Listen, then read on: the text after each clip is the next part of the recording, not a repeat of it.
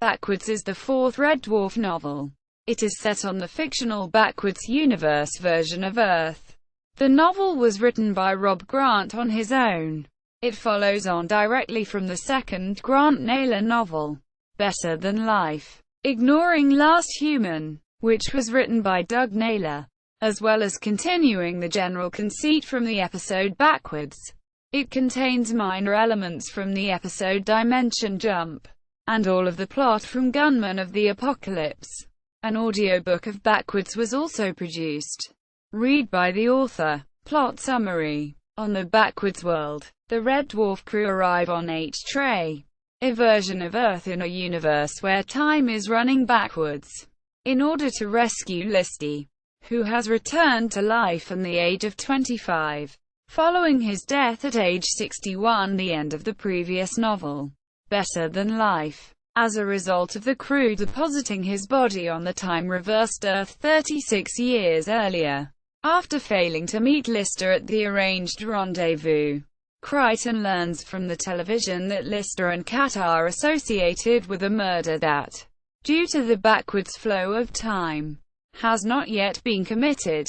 Lister soon arrives injured and in the custody of the police who, after a backwards fight which restores Lister to health, promptly unarrest him. Lister then takes off in backwards pursuit of one of the officers, explaining to the others that due to the nature of reverse time he is forced to follow the policeman, who if time were running forwards would be chasing him, until he is unspotted. After a harrowing backwards car chase, especially for Rimmer, who is unable to trust that no harm can befall him while time is running backwards, the policeman unsees them, and the crew retreat to the mountain area where they landed their ship, the Starbug. When they arrive, the crew examines Starbug to find most of the landing jets missing and the underside a mess of rust and badly repaired damage. Unable to understand how it happened, but realizing that on the backwards Earth they will need the landing jets to perform a takeoff, they begin searching for the missing jets. While searching, Crichton discovers the body of a hillbilly, who has been killed with a pickaxe. He panics when the corpse begins returning to life and removes the pickaxe from the man's chest. Once the man leaves, Crichton replays the incident forwards and realizes he was responsible for killing the man, a serious breach of his programming not to harm humans.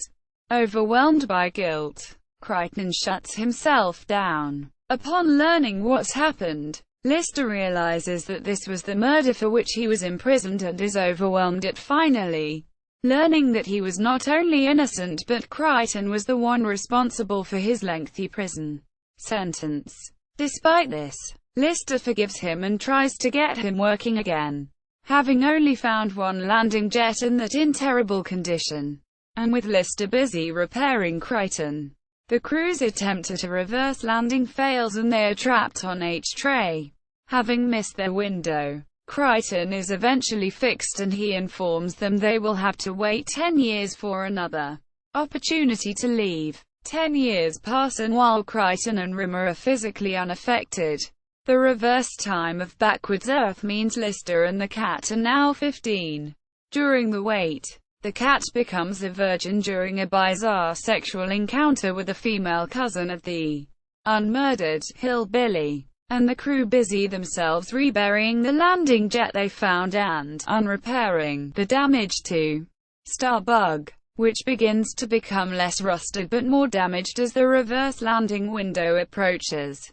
When the time arrives, the crew began the reverse landing, sending the underpowered ship scraping backwards over a nearby mountain, a process which repairs much of the damage as several landing jets leap from the forest and reattach themselves. With the craft still out of control, they are unstruck by a missile from the American Star Wars defense system, which had misidentified Starbug as a threat.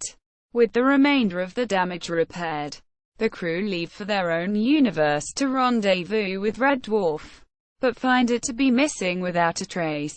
The search for Red Dwarf. Unknown to them, Holly, the Red Dwarf computer, has been reversing the process of his intelligence compression, performed in Better Than Life, reducing his IQ to increase his operational lifespan. Unfortunately, he takes the process too far, leaving him so stupid that he is unable to reverse the procedure or prevent Red Dwarf falling into the hands of the Agonoids, who force him to divulge information about the crew. Delighted to discover that one remaining human, Lister, is among them, the Agonoids begin to plan his demise, ripping Holly's components from the ship and jettisoning them before converting the Red Dwarf into a giant torture chamber. Discovering the remains of Holly, the dwarf crew learn of the Agonoid threat, but with food and fuel supplies on Starbug severely low, and their power situation made even worse by the energy required to power up Holly's remains. Even for the brief time they spoke with him, they have no options available but to head for Red Dwarf regardless. At the same time, in a parallel universe, Ace Rimmer is preparing to test pilot a ship capable of crossing dimensions. The brave, heroic and charismatic Ace, a complete contrast to the neurotic Rimmer, arrives in the Red Dwarf timeline, materializing so close to Starbug as to severely damage both ships. Coming over to Starbug to help with repairs, Ace deduces it may be possible to rig up his ship to take the crew home. The Agonoids meanwhile are fighting for the right to torture and kill the last remaining human, Junekeep, the most intelligent Agonoid, having tricked and dismantled another for spare parts due to his own poor physical condition, only having been spared destruction so far due to his technical skills, succeeds in jettisoning the others into space, but notices to his chagrin that one, Pizzacrap, is headed directly for Starbug. Pizzacrap attempts to break into the ship, but Ace sacrifices himself to send the Agonoid into space. Meanwhile, Junekeep arrives on Starbug, just as the oxygen supply fails. Horrified at losing the opportunity to torture Lister, DJUHN swiftly repairs the oxygeneration unit. Crichton bazookoids the freshly repaired hull, causing a breach which sucks the Agonoid into space. The crew then learn that DJUHN has infected the ship's navicomp with a computer virus, the Armageddon virus, causing them to be locked on course towards a nearby planet. Crichton decides to deliberately contract the virus to create an antidote, cryptically telling the crew to watch his dreams before becoming unresponsive.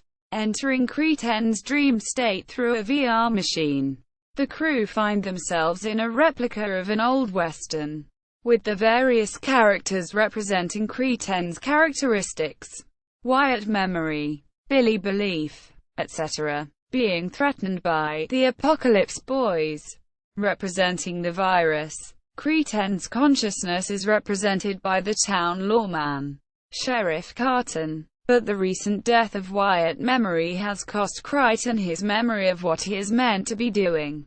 Although the crew are able to remind him of enough crucial details to finish his work, in order to buy Crichton time, the crew, Rimmer, Lister and the Cat, adopt personas from a VR Western game, Streets of Laredo, and enter the game to assist him, with impeccable skills in fighting, knife throwing and shooting provided by the VR machine, along with the knowledge that they can't be injured.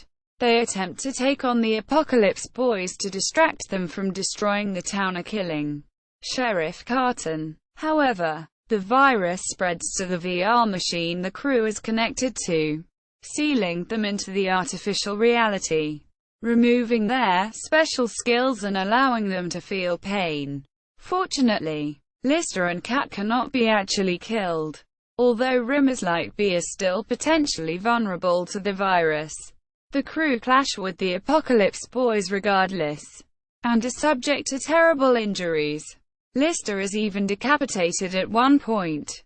However, Crichton has enough time to complete the antidote program just as the Apocalypse Boys gun him down. With the Apocalypse Boys vaporized, Lister and the cat return to reality to find the virus has killed both Crichton and Rimmer, destroying their mechanical components beyond repair. Since the VR machine only simulated their injuries, they find themselves unharmed. With the virus gone, they are able to control the ship. But since it has been accelerating for several hours, there is not sufficient fuel left to avoid hitting the planet, cramming into ACE's one-man ship Wildfire, which he had programmed for another jump.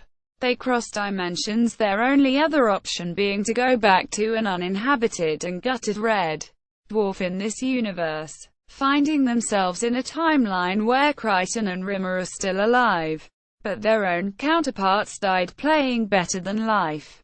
As they dock with the alternate Red Dwarf, Lister reflects that while this isn't home, it might be close enough. Trivia: the audiobook version does not include the segment based on Gunmen of the Apocalypse, and instead features Rimmer and Crichton dying during the fight with Junekeep.